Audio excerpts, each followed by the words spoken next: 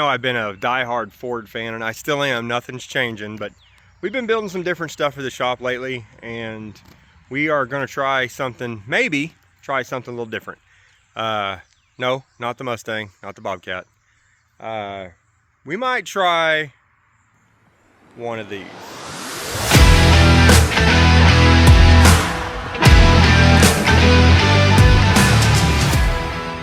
So I know everybody's thinking they're ugly, they're terrible. I would just plead with you, go drive one. I just drove it an hour from Tulsa, Oklahoma back up here to the house. And yes, ugly as it can be. But it is so quiet, so nice. The technology's awesome. Full self-drive is amazing. I gotta be honest with you, other than people staring at you and the attention it gets, I don't see a whole lot of negatives with this thing. Yeah, there's some panel gap issues, but they're minor. If you're picky, don't buy one. Start looking at some of these things, like I noticed this. Just absolutely razor sharp. I mean, you'd cut yourself open and there's some glue right here, but you know, I'm getting picky with it. I mean, it's a stainless steel truck. I'm sure when the DeLorean was out, the DeLorean had some things that people hated too, but this truck it's fantastic. I think it's an engineering marvel that Tesla said, look, we're not gonna build a truck that looks like every other truck on the market. I know this is kind of old news and these have been out for a while, but this is coming from a real guy that likes Ford trucks, likes Chevy trucks. My next one's probably still going to be a Lightning or a Silverado EV or a GMC Sierra EV, but I like this thing. And I didn't expect that. I'm not a Tesla fanboy. I think Tesla does a great job. I have no problem with Elon and the way he runs his company. I'm not going to get into any of the politics crap because I don't care anything about that. I'm just a guy running a rebuild shop, you know, in the middle of Kansas. But man, I like this thing. It's a nice truck. It's got some things that are hard to see. So first impressions on this truck, blind spots are real.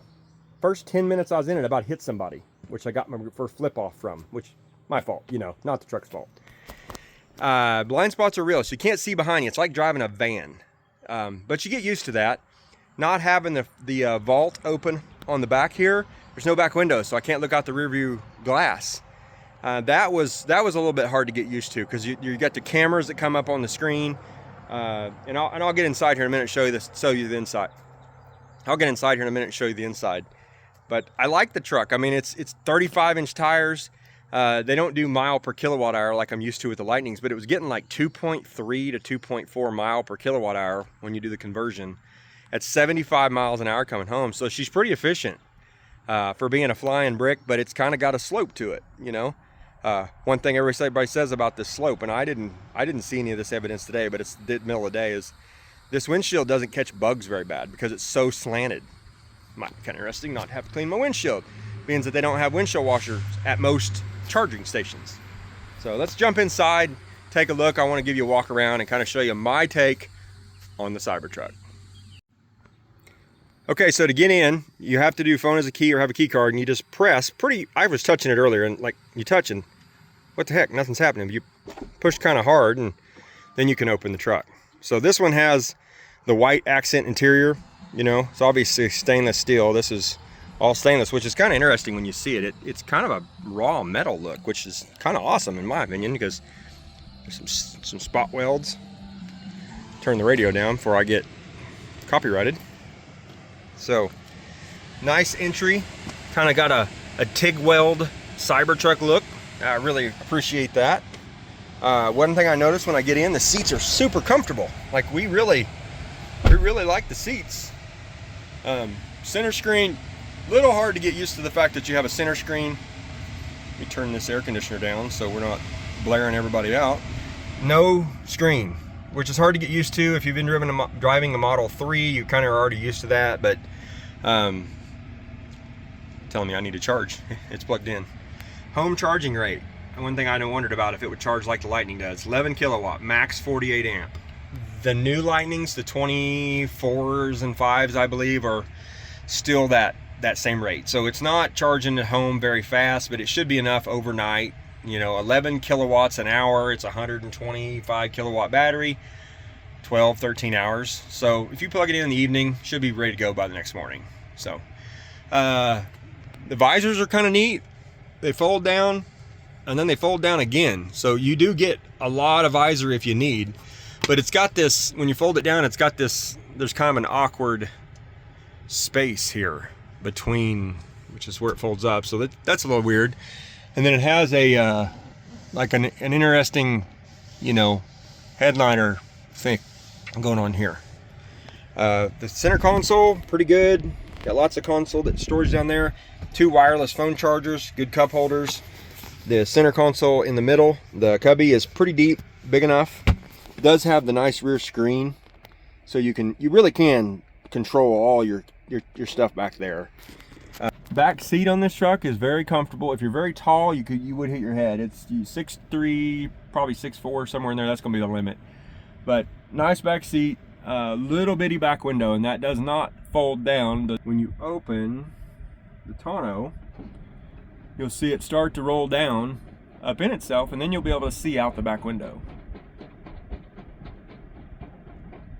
So there you get a view. So if you want to drive with the tonneau open, you could actually then use your rear view mirror and actually see something, but otherwise you're just looking at a camera. So I did notice that the dash is like 452 feet long. I don't know how I would get way up there to clean it, or even to clean this windshield. You know, it's got some dust on it now. You'd have to crawl up in there to be able to clean it, or get an extension pole, which is, you know, part of having that cool sloped windshield. So I think that they did a good job there. Steering wheel, you got your blinkers here rather than a stock. I like a stock, but I got used to this on the drive home. A lot of ball control stuff like Tesla's been doing for a while. You have good navigation. Everybody knows the Tesla navigation. You can click the navigate button, it'll take you wherever you want to be, or you can hit that button and tell it to navigate. I don't know what it's going to be when you go full charge. You know, we're showing 18% at 55 miles, and I felt like that was really accurate. As I was navigating home, it was really close. So, oh, another thing, power glove box. Either nifty or something that's gonna break. You choose. I like it. Frunk's a little bit hard to figure out without having the phone off. So let's take a look at the back end. So when you get back here, you've got these 3 buttons. Everybody's seen this before. You can put that. One thing you don't notice is you can open it just a little. If I just want to barely tap it, like if I say, okay, I just want to keep it right there, or I want to close it down on some wood, I got some wood in here, that would let it stay there, and it stays. The tailgate is powered down, and again, everybody's seen that. One thing I noticed about this is it's super light, like it's 1 finger. They've got that balanced correctly, so that's really good. Of course, power outlets. Lights are good. You could see at night in there. And I love the in-bed storage. I know I don't think there's a spare in it, but I love the in-bed storage. I'd keep some stuff in there on a trip. So this one has the bigger wheels and tires. The 35s are like 285s. I like those. I think that's a good size, and it seemed efficient. I like the look of them. I don't like the wheels. I love the tires. I'd probably change the wheels. If I had one of these, I'd want to paint it, or be in a body shop, or wrap it. We are a big paint shop, so we would probably paint it, but somebody's going to say, no, you can't paint stainless. Oh yeah, you can. It's just not as easy. So I'd probably wrap it a burgundy red. I've seen a lot of burgundy red trucks. I think they're awesome. I think that's the look that I'd want to go for. That's my take on the Cybertruck. What do you guys think? Should I buy one? Should we build one?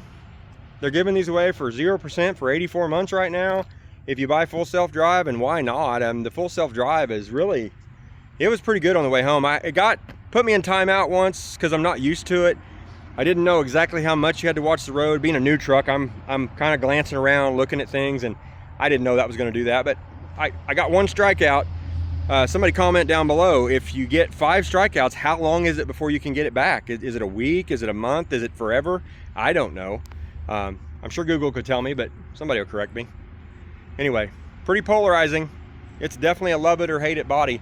I'm going to take it around the night and show it to all my friends and family and locals, and I think that the general consensus is they hate it. But so far, 2 people have been in it, 2 different sets of people. They hated it when they first got in. They got out saying they'd like to drive one. They'd like to own one. Number 1 reason they wouldn't is the look. Number 2 reason is cost. So can't get over the look, but cost can come down over time. So I think these will get better. They're really comfortable. It's a tow rig. You can tow with it. Not any more than you can with the Lightning. Not any less than you can with the Lightning. But I think it's going to be a good truck overall. Tesla does a good job at knowing how to build vehicles, and they really know how to build quiet, efficient, technology-full vehicles. So anyway, that's all for now from Martin Rebuilds. Stay tuned. There's going to be more to come. We're going to do some driving videos and maybe a build.